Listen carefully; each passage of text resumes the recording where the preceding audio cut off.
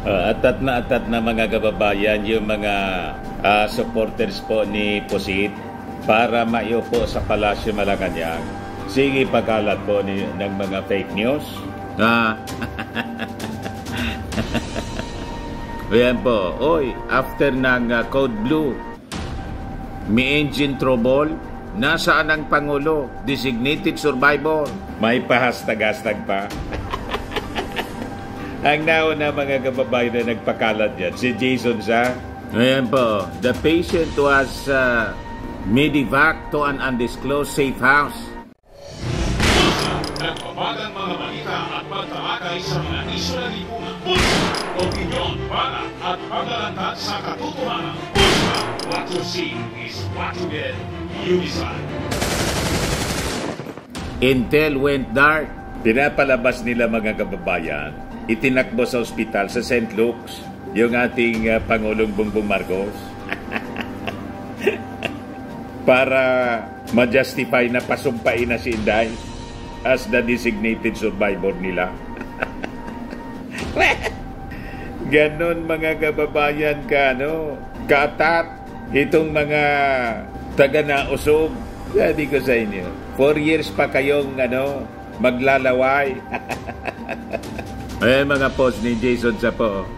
Blue is the color of the evening. Tapos sabay naman po nag-live yung vlogger nila sa Amerika.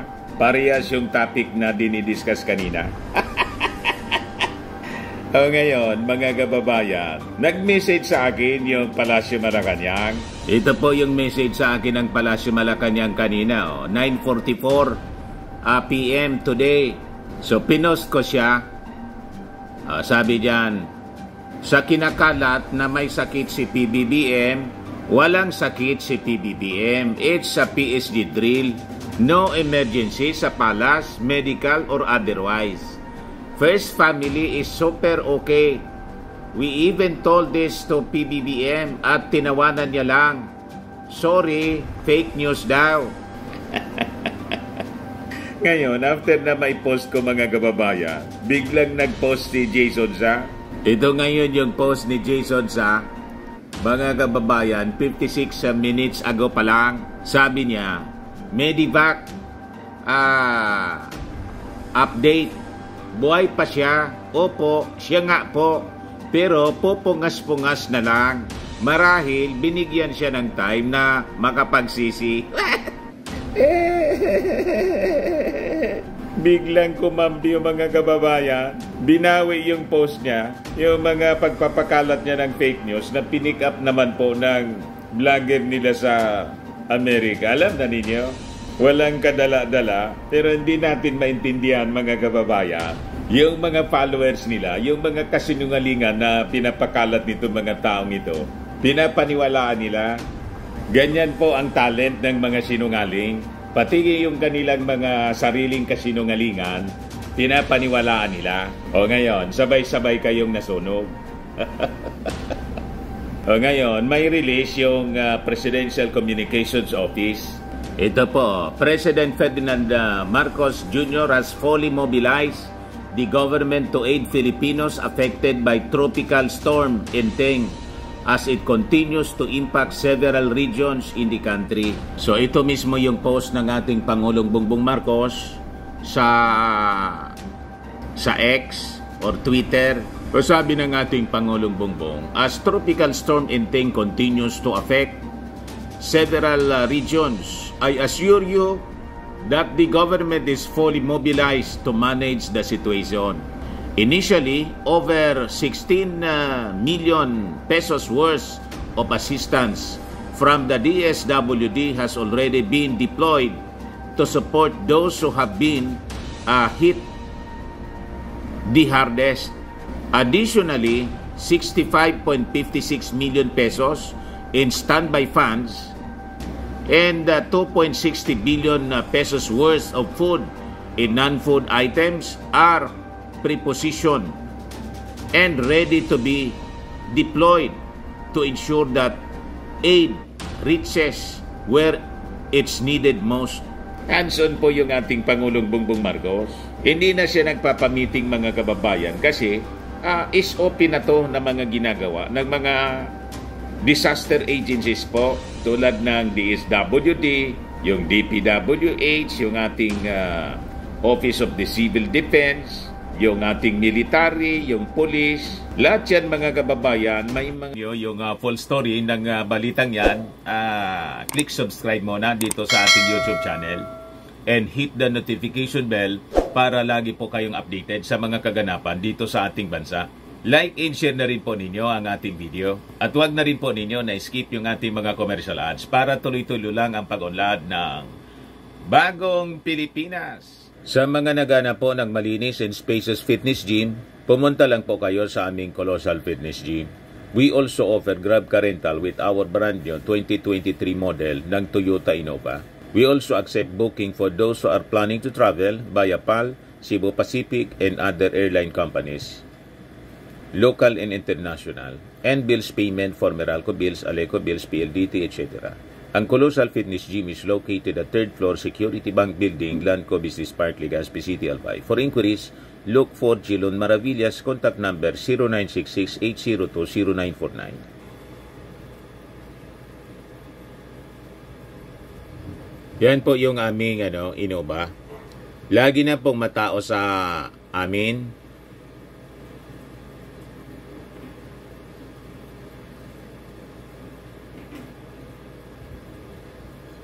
Yan po mga bagong clients namin. Napakaganda at colorful at napakalinis ng aming gym po. Pati mga foreigners po pumupunta sa amin. Mga British tourist po sila dito sa Legazpi. Na-set up na rin po yung aming mga brand new gym equipment.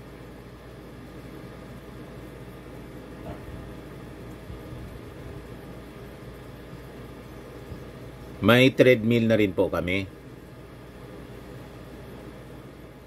Ito naman po yung bago naming product na binibenta online. Eye Glow Serum, whitening po siya. Tingnan ninyo yung epekto sa aking anak na architect before and now. Yung mga inquiries po ninyo, dumiretso na lang kayo sa kanyang Facebook account, Riz Maravillas. Ito naman po, Firmax Firming and Lifting Cream. Pinapahid po sa mga pulses and affected area. Mainam po sa paninigas ng mga kasukasuan.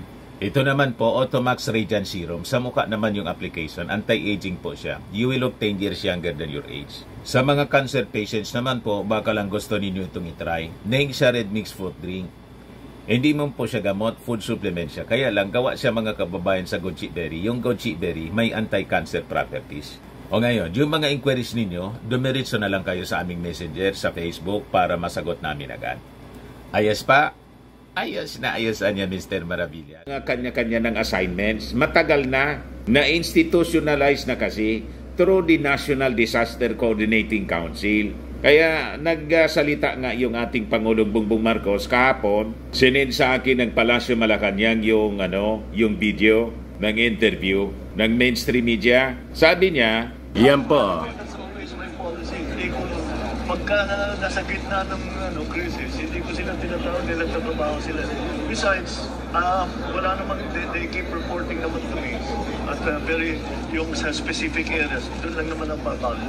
As a whole, nationwide, region-wide,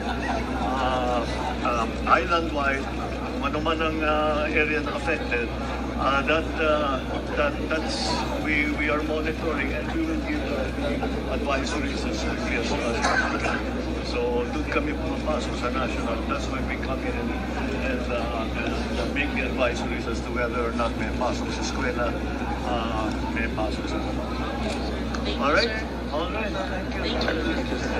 So that's the policy ng ating Pangulong Bongbong Marcos. Hindi niya iniistorbo po yung mga agencies ng ating gobyerno kasi nagtatrabaho sila, pati yung mga LGUs. Pag may mga kakulangan, then the national government nandyan agad-agad. Kaya nga naka-preposition na.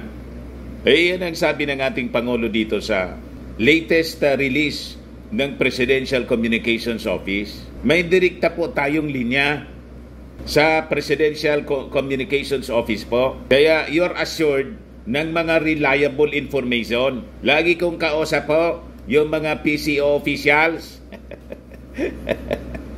Kaya inggit na inggit po yung mga taga-nausog. At mga supporters nila, binabas akong binabas. Nasa payroll daw ako. Tingin ninyo magkano kung nasa payroll ako? Ngayon lang, di man totoo na nasa payroll ako. Gumastos nga po ako, mga kababayan, during the campaign, supporting the President. Personal na gastos natin. At kung may mga invitation tayo sa Palasyo Malacanang, lahat ng expenses, hotel, eroplano, food, gastos namin ni Mrs. We have enough budget para sa mga ganyan, mga kababayan. Kasi blinis na din tayo ng ating Panginoon, yung ating hanap buhay. Tama pa? Nakikita naman po ninyo. Kaya lang, siyempre, yung mga inggitero po, kaya di ko man pinapansin kasi kilala ko man yung sarili ko. Di ba? Kayang-kaya natin na gumastos, mga kababayan. Yung ma-invite tayo ng palasyo para sa salo-salo, that is, it is an honor.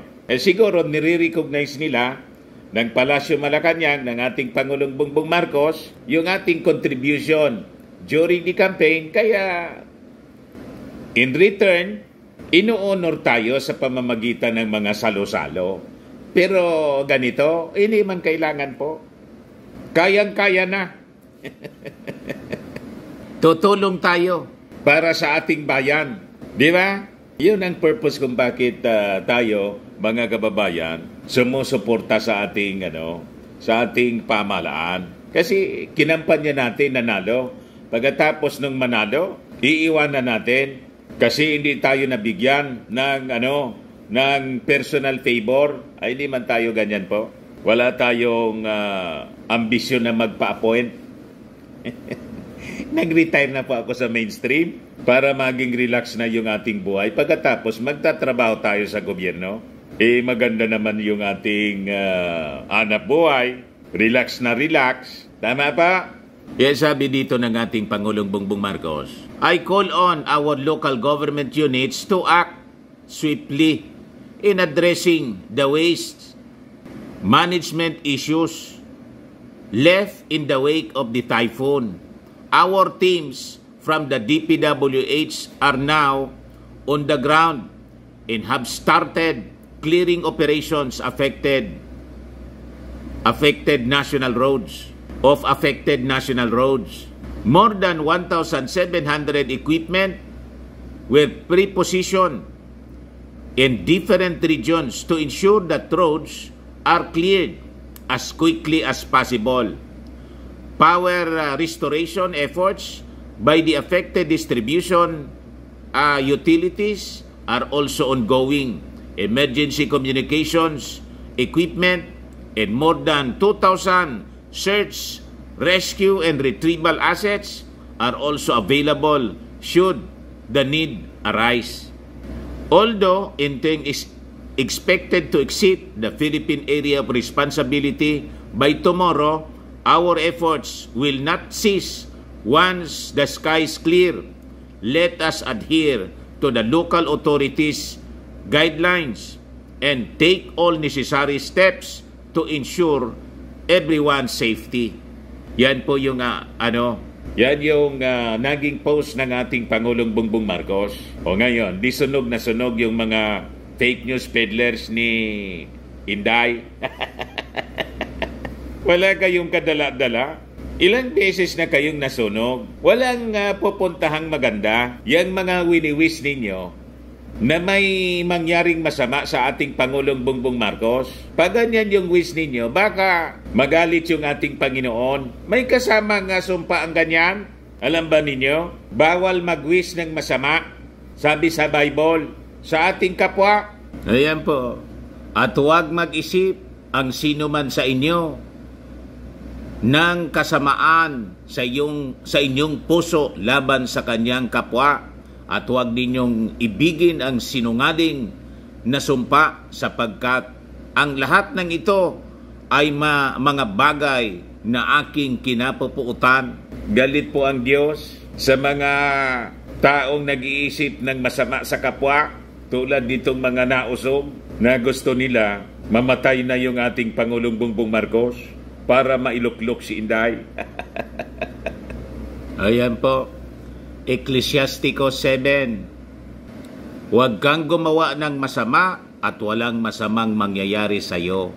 Lumayo ka sa kabuktutan at lalayuan ka rin ito. Anak, huwag kang maghasik ng kaapihan. Baka mag-ani ka ng 7 ulit. Yan po ang warning ng ating Panginoong Diyos. Baka mag-ani kayo ng 7 ulit sa pag-iisip ninyo, pag-wiwis ninyo ng masama sa kapwa.